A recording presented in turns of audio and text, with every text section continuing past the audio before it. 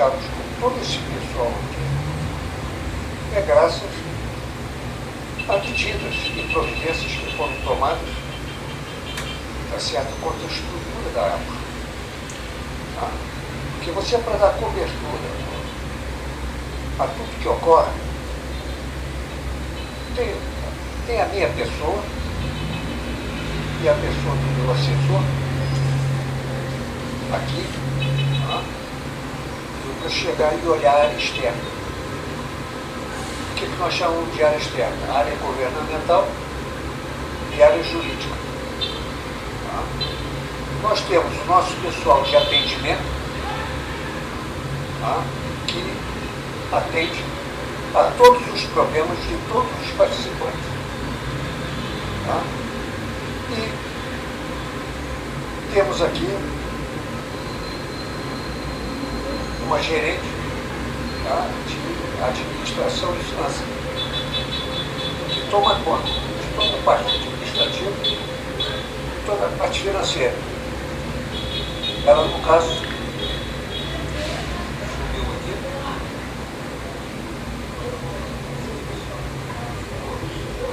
Pode seguir?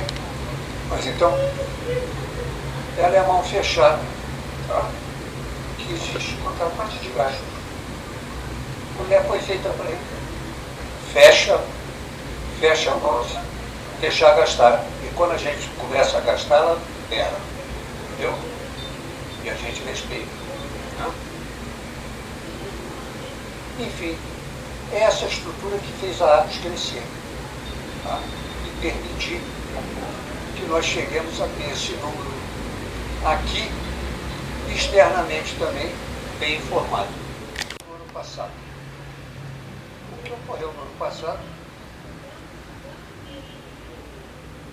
foi um trabalho que a gente vinha fazendo e ia prevendo tudo que poderia ocorrer. Nosso trabalho é prever o que ocorre, o que estão fazendo. E uma das previsões que causou maior impacto na gente era nós tomarmos conhecimento que existia um grupo da AGU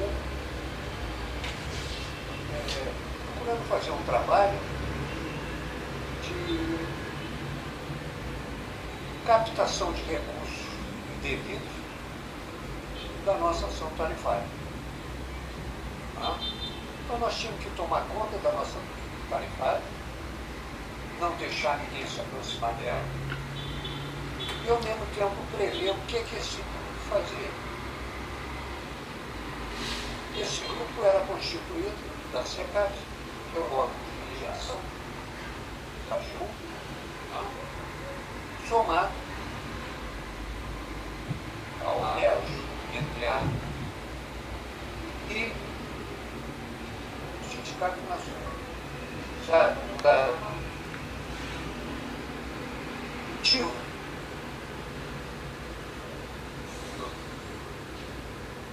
O motivo dessa, vamos dizer assim, desse interesse da SECAF, nada mais é do que procurar fazer com que o governo tivesse responsabilidade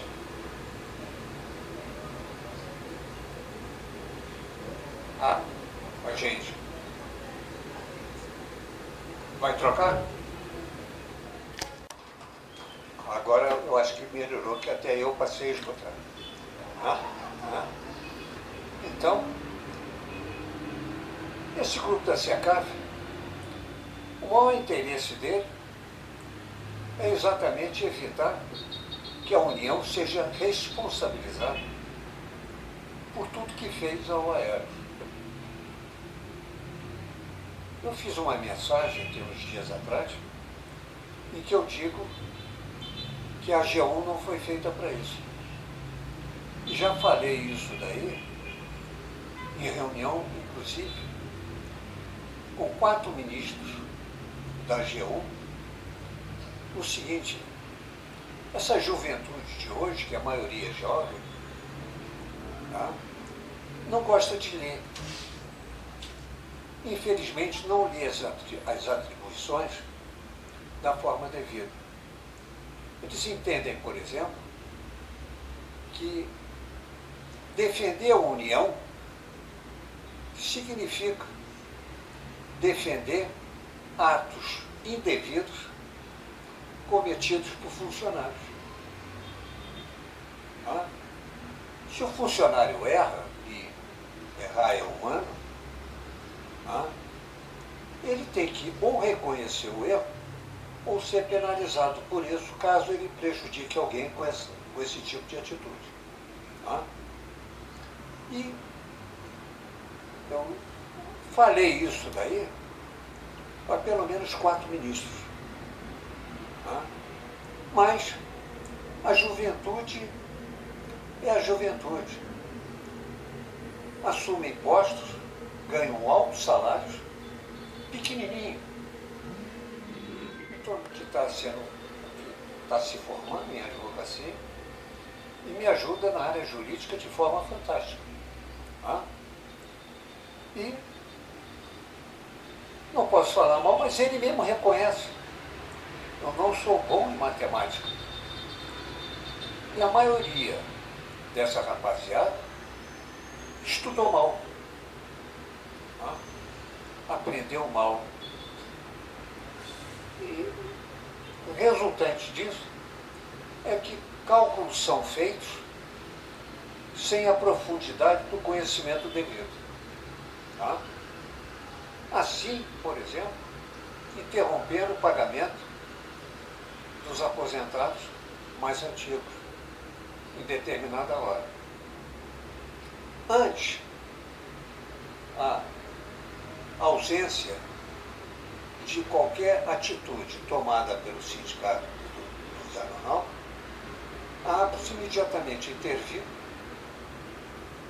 e tomou conta do assunto. Isso não ocorreu, logicamente, no ano passado.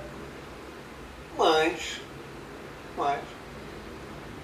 tivemos consequências, porque guardaram essas informações e nós tivemos que batalhar contra elas para conseguir o pagamento dos ativos.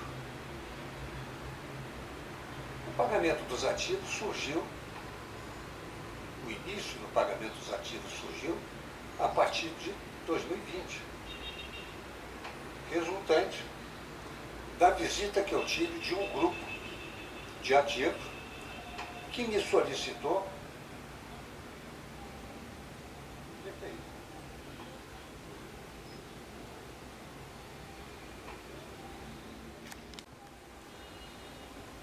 Nessa época, eu tive que fazer uma pequena alteração do estatuto para permitir a inclusão de ativos na luta que nós temos por todos. Tivemos essa luta, ingressemos com uma ação de reclamação e ganhamos. Até aí está tudo bem. Mas o Aeros, através de um artifício, meteu uma falha. Ele julgou, sob a desculpa que estaria pagando mais gente, ele pagou somente a partir de 50 anos. Esse somente a partir de 50 anos significava que quem tinha 65, 62, 67, entrava com o salário passado lá de trás. Tá certo? Então ele causou uma dívida que não pagou até hoje e que eu acredito que vai pagar. Eu não vou dizer que vai pagar amanhã, que eu não posso afirmar, porque não sou eu que assino o cheque. Mas já reconhecido, eu espero que isso daí seja acertado. Isso daí foi já trabalho desse ano, de 2023, que a gente vem batendo para conseguir que isso daí ocorra. parte da SECAF, que através daquele artifício, passado já na interrupção do nosso pagamento, gerou um acordo entre Massa Falida e SECAF, mas dessa vez com a ausência do Aeros. O Aeros desconhecia o fato. A partir daí, começou a nossa briga, na demonstração que isso daí estava errado, porque não havia participação nenhuma por parte da APOS. Bem dizer que isso daí começou mesmo um pouquinho antes, quando a SECAF promoveu um acordo junto com a SNA, querendo promover com isso um acordo que prejudicava inteiramente a todos os aposentados. Eu acusei o fato no dia 27 de dezembro, num vídeo que eu fiz, e no qual eu falei que aquele acordo geraria um genocídio após 11 anos de cumprimento. Nesse acordo, eles previam o quê? Previam o pagamento até 2029 com salários normais. No começo, né? Salários normais. Em seguida, injetariam 3 bilhões e alguma coisa, para que isso daí fosse pago ao longo do tempo. Que com as aplicações devidas, daria para chegar e pagar os compromissos que o Aeros tinha. E isso daí foi uma mentira deslavada. Porque, na verdade, isso daí resultaria, primeiro, uma redução de folha inicial a partir do segundo mês, segundo as informações que me foram prestadas. A partir do segundo mês, já no ano de 2024, nós teríamos uma redução de em torno de 20% a 25% dos proventos que a gente recebe de benefício.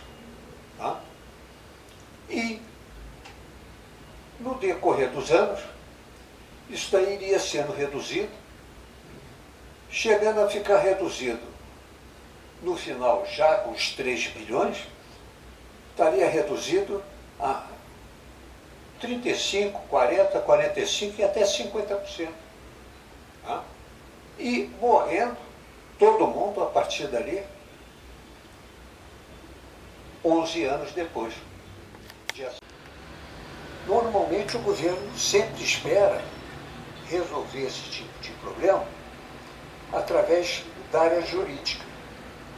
E a área jurídica a gente conhece a eficiência dela, eficiência e rapidez com que ela age. Isso daí iria gerar uma catástrofe para nós. Eles queriam que a gente montasse um fundo de previdência e que receberia esse dinheiro e teríamos que administrar esse dinheiro e pagar todo mundo com aquilo. Quer dizer, o culpado de tudo seríamos nós mesmo, se tivéssemos aceito esse acordo. Eu tive, inclusive, um certo desacerto com o SNA, porque o SNA disse que o acordo era bom. Inclusive, o último desacerto que eu tive com o Dr. Lauro, que teve, cá entre nós, a falta de respeito para com todo mundo que tem alguma inteligência, tinha que perceber que os elogios feitos a ex-presidente do sindicato, eram indevidos. E fiz isso com o maior prazer do mundo. Por quê? Mentiras. A gente está cansado de mentiras, gente. Isso daí não é. Aquele acordo ia causar um genocídio para muita gente. Eles contavam, sabe com o quê? Com que os mais velhos morressem, deixasse o valor que sobrasse no fundo para continuar pagando os aposentados mais novos. Mas os aposentados mais novos são aposentados mais novos e têm uma tendência de sobrevida muito maior dentro das condições médicas de hoje. Da seguinte forma, tanto eu quanto o meu assessor Cardoso promovemos uma série de ofícios a todos os procuradores da República, todos os procuradores gerais da República, inclusive fazendo reuniões com alguns deles. Fizemos reunião com a AGU e fizemos reunião com a PGMF, que é da Fazenda Nacional. E lá eu escutei da Fazenda Nacional, pelos técnicos da Fazenda Nacional, eu tive até uma certa liberdade, porque já trabalhei na Fazenda, me considero da casa. Nós temos um ditado: quem trabalhou na casa continua da casa. Então a gente tem eu tenho uma certa liberdade. Escutei do técnico aquilo que era pensamento nosso. Se por acaso deixar esse fato ocorrer, o governo vai ser obrigado a pagar 2 vezes. Então isso daí é um ato criminoso. No entanto, esse pessoal achava que era normal. O pessoal que eu falo, o pessoal da AGU. E estavam todos eles felizes, achando que o acordo ia sair. E eu, com a mesma cara tranquila que vocês veem quando eu faço vídeo, disse aqui para o Cardoso aqui, era para ocorrer dia 8, e eu disse: não vai ocorrer nada disso. E no dia 7, para surpresa de todos, a AGU foi obrigada a puxar o freio de mão e cancelar esse famoso acordo. Antes, nesse evento, continuou fazendo negociação com a massa falida. Eu não deixei de falar e não vou deixar de falar. Que a massa falida, eu sempre falei que a massa falida é uma entidade fraudulenta, completamente fraudulenta. Que ela foi construída com uma série de artifícios somente para beneficiar alguns. Isso aí foi comprovado largamente numa CPI, muito bem conduzida pelo Paulo Ramos, assessorado por pessoas que nem o Elvio Borges, a minha pessoa mesmo, e a figura de uma pessoa que eu não via há muito tempo, chamada Sheila, que está sentada ali, escondida ali atrás. Está caladinha. Então, na verdade, o próprio liquidante da época reconheceu publicamente que a recuperação judicial que tinha transitado em julgado não tinha documentação contábil nenhuma. Tudo que foi vendido no exterior, ninguém sabe para onde foi. Ficou com quem? Eu cheguei a escutar de alguns que a Varig não tinha loja. Não tinha posse. Ou isso, não sei. Mas, enfim, a informação inexistia. Eurix chegou e disse, olha, eu não tenho documento nenhum. Ante a não documento nenhum, o que foi feito? Uma juíza chamada Márcia decidiu, dentro da capacidade do juiz, de chegar e dar uma penada e criar uma falência branca. Não consultou os credores, não consultou o Conselho de Administração, tá certo? E não consultou a CVM, que ele não tinha encontrado. O que foi que ele fez? A recuperação judicial, que fechou, transitado e julgado, e com sucesso, essa palavra gozada, com sucesso, naquela época estava devendo 8 bilhões de reais. Após um pequeno trabalho dele, sem consultar credores, ele simplesmente transformou 8 bilhões em 19 bilhões ou 18 bilhões e pouco. Tá? E daí vivemos nessa massa falida fraudulenta.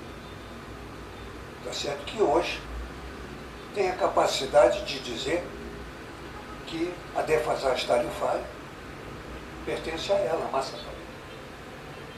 Tá? Esse acordo que estão fazendo agora, estão querendo fazer agora, e que eu tenho certeza que não vai ocorrer, esse acordo diz apenas o seguinte: vamos pagar todos aqueles a quem devemos dívida trabalhista. Vamos pagar também os 40% do fundo de garantia que não foram pagos. Tá? E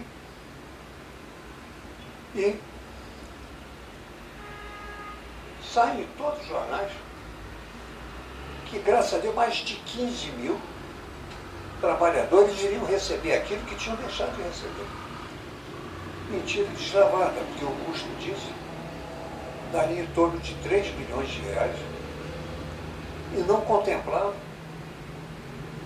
os trabalhadores da classe 3, que são exatamente aqueles que entraram na justiça, ganharam e não iriam receber nada. Bilhões desse acordo para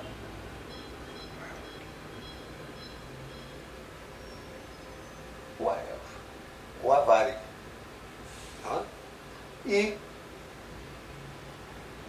o restante iria morrer, que a massa falida iria deixar de existir. Fechava a massa falida. Não esquecendo que parte desses 4 bilhões e 700, logicamente, pagavam advogado, pagavam administrador judicial, pagava todo mundo. Não é isso? Então, nós criamos alguma situação que isso daí está em discussão. Tá? Mas o nosso tratamento com relação a isso é um tratamento diferente. Tá? Nós fazemos isso administrativamente, nós notificamos a todos. É preciso que todos conheçam que todo funcionário administrativo federal, ele tem regras a cumprir. E uma das regras a cumprir é, ao ele tomar conhecimento de um fato, por escrito, via ofício, ele, se não tomar providências, ele comete um ato de prevaricação. Informar vocês exatamente os atos administrativos que nós construímos e que permitiram a derrubada desse acordo. Esse acordo final ainda não foi derrubado, mas ele vai ser derrubado e eu tenho certeza que estão escutando a gente falar isso daí e estão olhando para o lado para ver de onde é que vem. Tá? Eles nunca percebem o que nós estamos fazendo, porque nós não podemos falar. Por isso, muitas perguntas que nos são feitas, às vezes não podem ser satisfeitas, que nós não podemos revelar qual a estratégia que a gente está adotando. Tá? Então, eu vou deixar o Cardoso falar um pouquinho aqui da parte técnica, tá? Em que ele trabalhou. E saibam vocês o seguinte, nós não temos descanso, tá? Tanto eu quanto o Cardoso. Volta e meia eu estou falando com ele 00:30, 1h da manhã. Tá? E volta e meia, 4h da manhã, nós damos bom dia um para o outro. Então eu vou passar para ele falar um pouquinho. Tá? E daqui a pouco eu volto. Obrigado.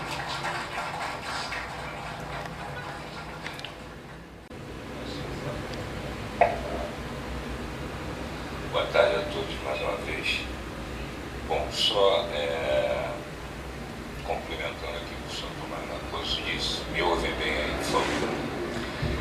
Essa questão aí dos 2 bilhões, essa notícia chama-se sentença tipo B. É a sentença que veio da área do Judiciário Federal em Brasília, que permitiu esse acordo referendado pelo juiz da 17ª Vara Federal, que no dia que ele deu uma decisão em dezembro, o titular ele foi promovido a desembargador do TRF. A posteriori vieram mais 2 decisões do juiz, então, substituto auxiliar, né? Uma delas, a do acordo agora em 8 de março de 2024. Então aqui está escrito o seguinte, desses 4,7 bilhões, 170 milhões vão para a Fazenda Nacional, PGFN, ok? 560 milhões de reais referentes aos 40% do FGTS. Muito bem, aí tem, por fora terá que haver um acordo extrajudicial de honorários sucumbenciais dos advogados. No rosto dos autos, ninguém é obrigado a saber isso, mas nós acompanhamos dia a dia, minuto a minuto, segundo a segundo. Existem N pedidos de reservas. Está aqui o nosso grande colega Flávio Freitas, que não nos deixa mentir. De um advogado, fora outros vários. Ok? Muito bem. Nós trabalhamos sempre da seguinte forma. Os 2 bilhões, hipoteticamente, que eles alegam aqui, nessa sentença tipo B, né? Eles não entrarão nos cofres do Aeros.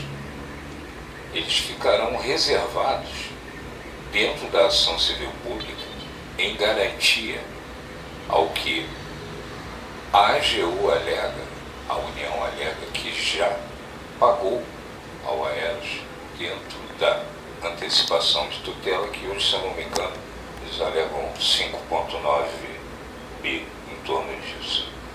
Então, lendo o engano, quem imagina que esses 2 bilhões de reais irão para os cofres do Aeros, ok? Aí eu pergunto aos senhores e às senhoras, e quem ingressou na Justiça Trabalhista e obteve êxito, que hoje são os classe 3, quilografários, certo, Luiz Marta? Me corrija se eu estiver errado, por gentileza. Não serão pagos. Então, como é que você vai liquidar algo se você não cumpre na totalidade? Nós, o senhor e a senhora que contrataram advogados, pagaram emolumentos, né? E aí, como é que fica isso? Deu a sua ação na Justiça Trabalhista e não vai ver a cor do seu dinheiro. Pode-se liquidar algo dessa forma? Assim é muito simples. Bom, nossa linha de trabalho, nós chegamos a um ponto nessa rota, né, que nós pensamos da seguinte forma. O senhor Tomás Raposo, eu e o Dr. Otávio Bezerra Neves concordou também. além das nossas atuações junto ao Judiciário e junto ao Aeros administrativamente, nós também resolvemos trabalhar administrativamente junto às Procuradorias da União. Correto? Então eu vou pedir ao senhor Dutra, por gentileza. Então aqui os senhores e as senhoras, exemplo de um e-mail, tá? O corpo do e-mail, e depois virar o ofício. Especificamente, este e-mail e este ofício foram enviados ali. Da mesma forma em que alertamos também a AGU, Ministério Público Federal, Conselho Nacional de Justiça, já no ano de 2016. E assim nós vimos fazendo reiteradamente. Eu e o senhor Tomás Raposo estivemos frente a frente com a doutora... Pode... Não, lá, volta ao início, por gentileza, doutora. A excelentíssima doutora, ilustríssima doutora Annelise Lenze Rude, excelentemente bem recebidos, tapete vermelho, uma excelente reunião, tudo muito bem compreendido, assim como nas outras procuradorias, não sejamos injustos. O que ocorreu especificamente na questão aqui das últimas decisões da 17ª Vara Federal? Em 7 de dezembro de 2023 veio a primeira decisão do doutor João Carlos Maia, que eu faço questão de repetir. No mesmo dia ele foi promovido a desembargador, ok? Não acatando o pedido de assistência do Aeros, nem da APROS, nem de quem quer que seja. Muito menos o óbice quanto a valores. Porque lá em janeiro de 2018, a própria SECAGE, que é o órgão que efetua esses cálculos no Judiciário Federal, arbitrou um valor de 7,6 bilhões de reais. E na decisão do excelentíssimo doutor João Carlos Maia, eu gosto de repetir a data, 7/12/2023, ele arbitrou um valor de 4,9, se eu não me engano, algo assim. Aí, a primeira incongruência. Muito bem. Qualquer manifestação, aí vem um termo do juridiquês, mas eu explico, custos legis, que nada mais é que o Ministério Público Federal. No latim, traduzindo, eles são os fiscais das leis, sejam estaduais, federais. Ok? Não ter sido citado, né, a se manifestar nos autos. Já na decisão de dezembro, depois vieram mais duas decisões, já com o juiz substituto, uma em... está aqui na minha frente, perdão. Uma em 29... Não, uma em 8 de março, subiu aqui o som, e a outra em 20/3/24. Agora, portanto. E aí conseguimos descobrir que, através da 17ª e da própria Procuradoria Regional do Ministério Federal, Público Federal do Distrito Federal, eu mesmo fiz vários contatos com ambas as partes. Não, nós citamos a União, intimamos a União, aí sempre dá aquele... Deus nos ilumina, né? A senhora pode me informar, por gentileza, qual procuradoria os senhores intimaram?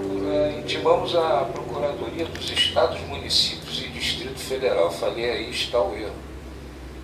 Os senhores têm que intimar a Procuradoria Regional do Distrito Federal do Ministério Público Federal, na pessoa do doutor Anselmo. Desculpa, tá, gente? São muitas informações. Enfim, tem o nome ali do procurador, se alguém... excelentíssimo procurador, doutor Anselmo e Cordeiro Lopes. 721. Né? Serão citados todos os interessados, bem como intimado o Ministério Público, nos casos do artigo 178, para que se manifestem querendo, essa palavra é importante, no prazo de 15 dias, artigo 721, caput do novo Código de Processo Civil. Ou seja, O MPF tem a prerrogativa de manifestar-se ou não, mas ele não pode deixar de ser intimado. Portanto, essas decisões são passíveis de nulidade e ou reforma. Isso é um detalhe importantíssimo. E aí isso aqui fui eu quem redigiu, peço até a devida desculpa aí, eu fui até um pouco sarcástico, né? Que estranhamente nada está tão ruim que não possa piorar. Foi quando nós descobrimos como é que uma vara federal intima uma procuradoria errada. Agora, o pior disso tudo, senhoras e senhores, é que eu já os informei, tanto a Procuradoria Regional quanto a própria 17ª Vara Federal, mais de 8 vezes. E vieram mais 2 decisões e o Ministério Público Federal continua a não ser intimado. Negativo. Tem muita água a rolar embaixo dessa ponte ainda, senhores. Muita água. E nós não vamos nos eximir de trabalhar pelo que é correto, pelo que nos é de direito.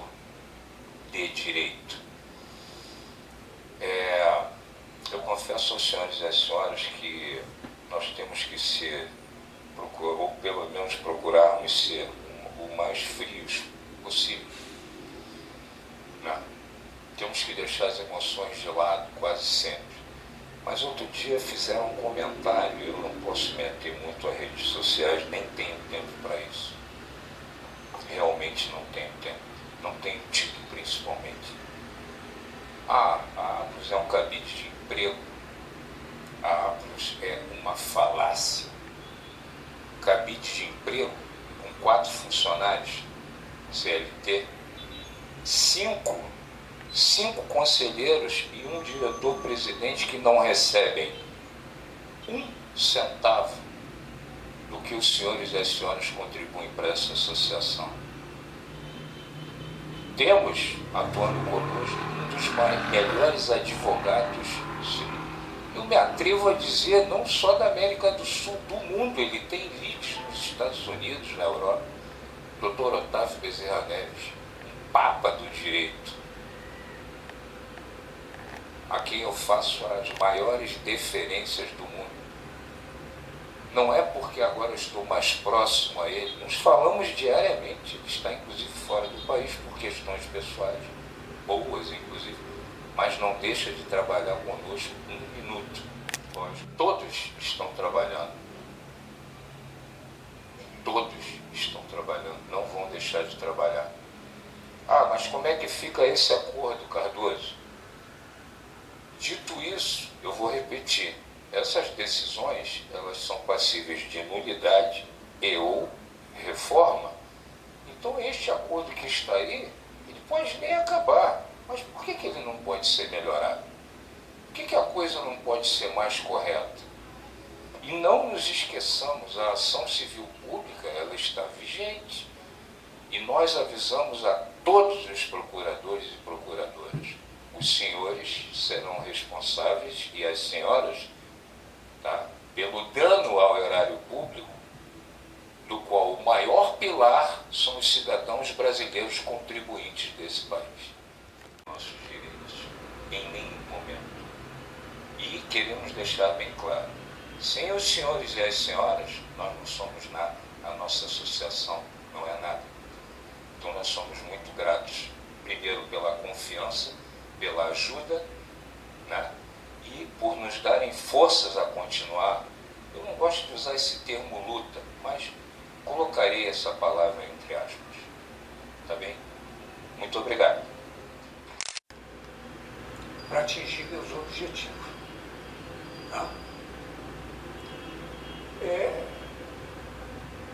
Tudo que o Cardoso falou inclusive com emoção, eu falo friamente. Porque o povo que trata a gente da forma como trata, o governo que trata a gente como trata e observa, a Aplos, ela é apolítica. Eu quando eu falo governo, eu trabalhei com 5 governos. Todos eles nos tratam da mesma forma que os outros, porque quem trata a gente dessa forma são os funcionários públicos, que têm uma educação errônea, tá? E não são responsabilizados pelos seus atos, porque são defendidos pela G1. Tá? Eu já falei isso daí, conforme já falei aqui, para 4 ministros, mas não adianta falar para 4 ministros. A coisa está entranhada no funcionalismo público. Por que nós fizemos questão de chegar e fazer essa documentação via ofício para todos os procuradores gerais? Por um motivo muito simples.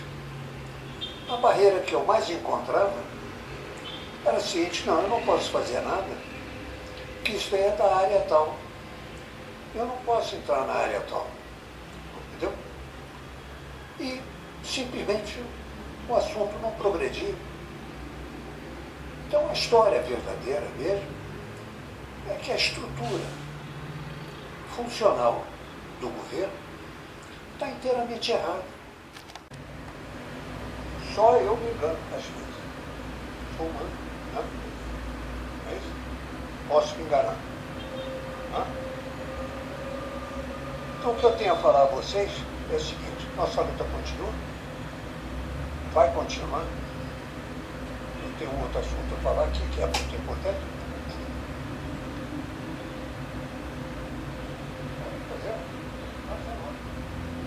Prometo que eu serei rápido. Ô Dutra, vamos falar no e-mail e a posteriori o ofício. O ofício, por favor. Só para os senhores terem uma ideia como o nosso trabalho acontece. Ilustríssima doutora, aí já é o ofício, documento lá, data 21 de março de 24. Perez, Procuradora-Geral, cargo e tal.